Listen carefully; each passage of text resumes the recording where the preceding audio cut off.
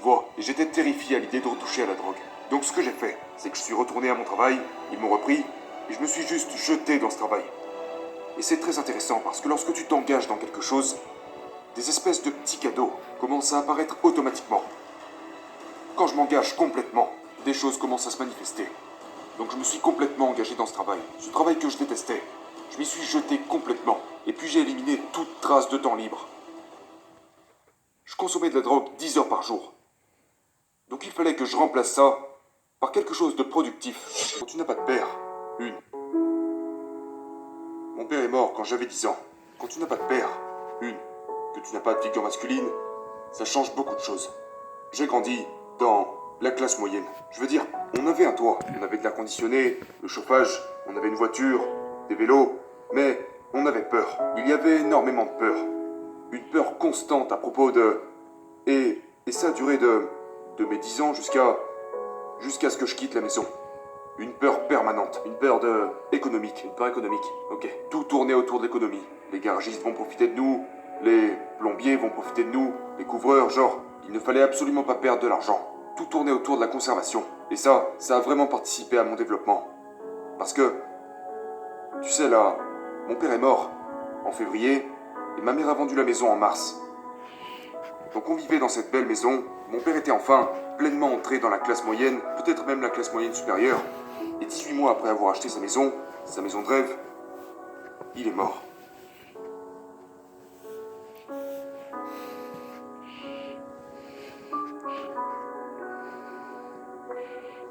Et 2 semaines plus tard, la maison était vendue.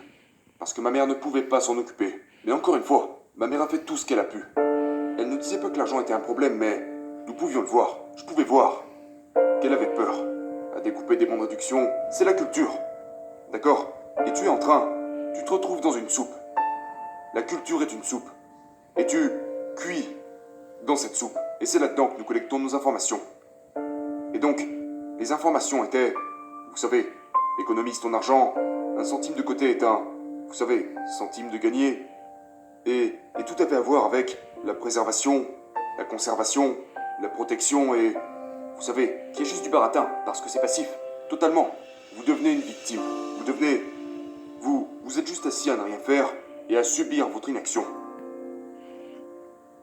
Donc, il y avait... Ma mère ne connaissait personne, ok? Elle n'était pas instruite. Elle n'avait jamais occupé un poste. Elle n'avait pas l'état d'esprit d'un entrepreneur. À cette époque, les femmes n'étaient pas vraiment encouragées à sortir et à gagner de l'argent. Donc elle faisait ce que les mères faisaient à cette époque dans les années 50, c'est-à-dire élever ses enfants et être une femme. S'occuper de la maison, qui est d'ailleurs un rôle extrêmement important et probablement quelque chose qui manque de nos jours.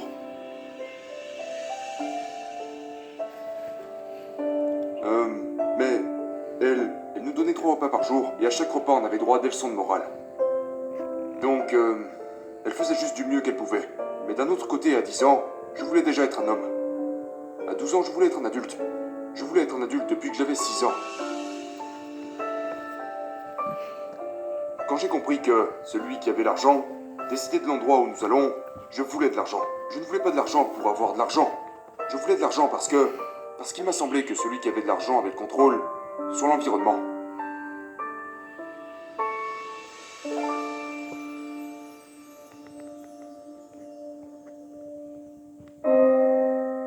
J'avais 16 ans quand j'ai fumé du cannabis pour la première fois. On habitait en Louisiane, on faisait des batailles de boue dans des lacs, on faisait des batailles de fruits entre voisins, on explosait des aubergines sur les voitures, on s'ennuyait.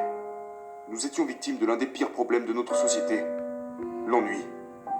Parce que quand les gens s'ennuient, ils deviennent problématiques. Pourquoi pensez-vous que c'était si attirant pour vous?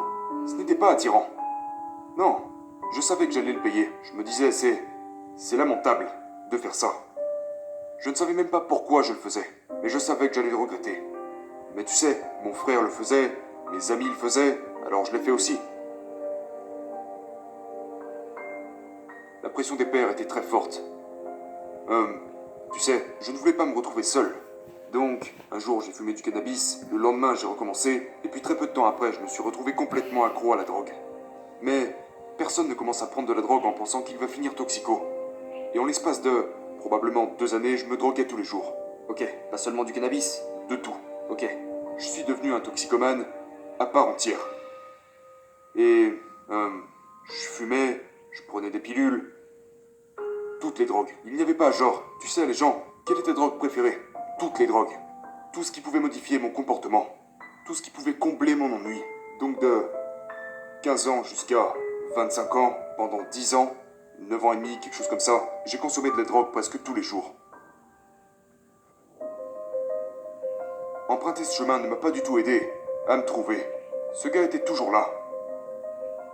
Le gars que je suis aujourd'hui a toujours été là. Et je n'aurais pas pu le tuer avec de la drogue. Et... vous savez, maintenant, quand je suis allé dans ce centre de désintoxication, ils ont essayé de se débarrasser de ce gars. Mais ce gars est ce qui a rendu tout ça possible. Vous savez, ce gars obsédé. Vous savez, ce gars qui peut se jeter complètement dans quelque chose. Comme la drogue au début de ma vie. Nous voulons ce gars. Nous le voulons parce que c'est ce gars qui fait bouger les choses. Ce gars est infatigable. On a besoin de ça. On a besoin de ça. Et la rééducation a voulu en quelque sorte s'en débarrasser, n'est-ce pas? Oui, parce qu'il pensait que cette partie de moi était le problème. Cette partie de moi n'était pas le problème. La drogue était le problème. Le manque d'estime de soi était le problème. L'ennui était le problème. L'ennui et la drogue qu'il vous faut éviter.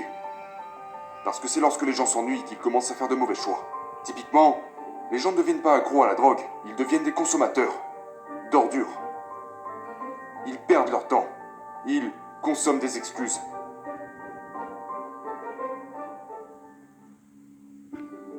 Ma mère, vous savez, ma mère avait cette espèce de petit business en cours qu'elle essayait de gérer et de développer. Et un jour, j'ai toqué à sa porte. J'étais complètement bourré et elle m'a dit « Ça suffit. Ne remets plus les pieds ici. Tu n'es plus le bienvenu ici. Je veux plus te voir tant que tu ne t'es pas repris en main. » Et 30 jours plus tard, j'étais dans un centre de désintoxication. J'avais essayé, au moins 10 fois par jour, d'arrêter la drogue pendant 9 ans. Aujourd'hui, j'arrête, et 5 minutes plus tard, j'avais recommencé. En fait, j'ai développé l'habitude de dire « Ok, maintenant, j'arrête définitivement. C'est bon, c'est fini. » Et 1 heure et demie plus tard, je me retrouvais à consommer de la drogue à nouveau. Donc, chaque jour, ce n'est pas seulement l'effet désastreux que la drogue a sur ton corps, c'est le nombre de fois où j'ai voulu arrêter pour finalement recommencer. Et au fur et à mesure, tu commences à perdre toute estime de soi. Mais donc, comment avez-vous retrouvé cette estime de soi? Vous êtes allé en cure? Je suis allé en cure. Et ils vous ont appris comment gérer mentalement le fait de rester à l'écart de la drogue? Je n'en suis pas si sûr. Je me demande si les centres de désintoxication ne sont pas juste, vous savez, juste un problème supplémentaire. C'est-à-dire? Eh bien, je veux dire, j'imagine que l'intention est bonne, mais la plupart de ces centres aujourd'hui ne font que créer un autre type de toxicomane. Quand je suis allé là-bas, ils m'ont donné une sorte de médicament contre la drogue. Mais je veux dire, ils ne font que remplacer l'addiction à la drogue par l'addiction aux médicaments. Et puis ils vous disent, prenez ça, vous avez besoin de ce médicament. Vous êtes toxicomane, vous ne guérirez jamais. C'est une maladie que vous avez. Vous ne pourrez pas vous en remettre quoi qu'il arrive. Abandonnez toutes vos idées, vous savez, tous vos rêves, parce que vous ne pourrez pas y arriver. Mais vous leur avez dit non, vous avez tort. Oui, ils m'ont dit un truc du genre, oublie tes rêves, tu n'y arriveras jamais, tu n'as aucune chance d'y arriver. Et j'ai dit, oh vraiment? Pourquoi je n'y arriverais pas? Et ça faisait 28 jours que je n'avais pas touché à la drogue. Du coup, j'étais en mode, je viens déjà de faire quelque chose que je ne pensais pas être possible. Et c'était vraiment tout ce dont j'avais besoin. J'avais besoin de savoir que je pouvais passer une certaine période de temps sans toucher à la drogue.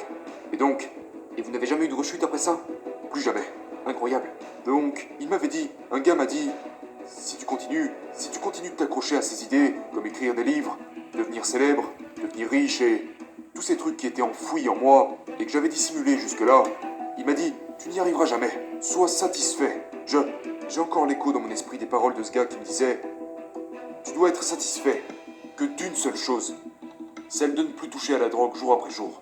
Et c'est tout ce que tu pourras tirer de la vie. Et je me disais, mais va te faire, mon gars. Ce n'est pas pour ça que je serais connu.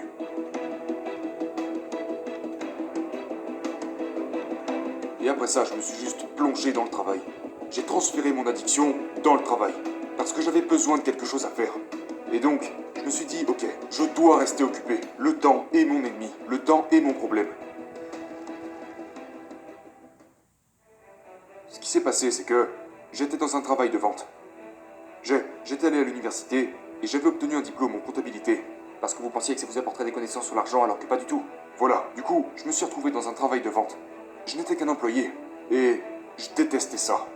Donc, j'étais allé à ce centre de traitement, je suis revenu de ce centre et puis je me suis juste jeté dans ce travail. Parce que c'était la seule chose que j'avais à faire. J'avais si peu d'estime envers moi-même qu'il m'aurait été impossible de trouver un nouveau travail.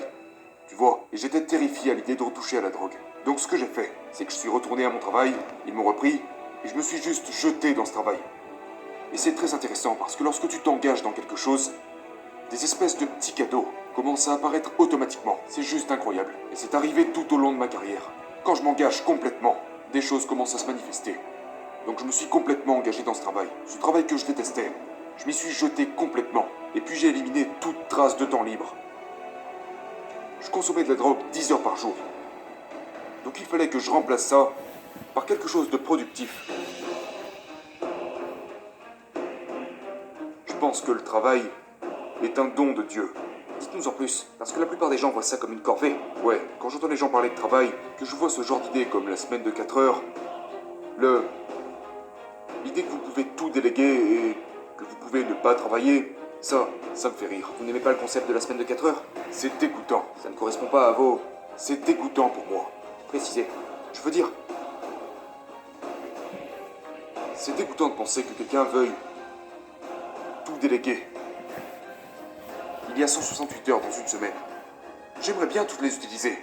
Vous voulez vous salir les mains et faire les choses qui ne sont pas à votre échelle? Totalement. Vous voulez faire les choses que vous n'avez pas envie de faire? Absolument que je veux faire les choses que je n'ai pas envie de faire. J'entends ces gens qui disent « Je ne veux pas faire les choses que je n'ai pas envie de faire ». Bordel, mais... Qui es-tu? Genre, qui s'occupe de toi alors? Quelle arrogance de ne pas vouloir faire les choses que tu n'as pas envie de faire. Je fais en permanence des choses que je n'ai pas envie de faire. Et d'ailleurs, peu importe si j'en ai envie ou pas. Tu sais, quel est mon but? Quel est mon potentiel? Et est-ce que je suis prêt à faire ce qu'il faut pour ça? Donc, l'idée de travailler 4 heures, c'est... Non, ce n'est juste pas réel pour moi. Genre, si tu viens me dire, hé mec, j'ai trouvé cette opportunité pour toi qui te permettrait de travailler 2 fois moins. C'est sans intérêt pour moi. Je veux être le meilleur dans ce que je fais. Et je sais, sans avoir lu aucun livre, que je dois consacrer du temps, de l'énergie, des efforts. Et puis, je dois taper des heures. Je dois être discipliné. Tu sais, je n'ai jamais eu de talent dans quoi que ce soit. Tout ce que j'ai accompli m'a toujours demandé beaucoup de travail.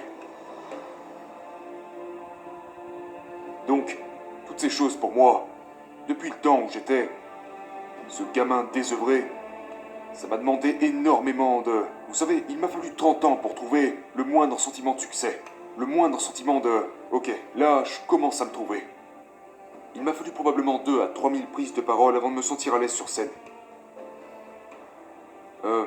3 entreprises qui n'ont rien donné pour finalement commencer à me dire, tu sais, peut-être que je pourrais être un homme d'affaires légitime. Maintenant, aujourd'hui j'en suis à 7 entreprises qui ont généré environ 150 millions de dollars cette année. Je vais probablement atteindre $1 milliard en immobilier d'ici quelques années. Et je commence tout juste à ressentir genre, tu sais quoi? Peut-être que j'y suis arrivé.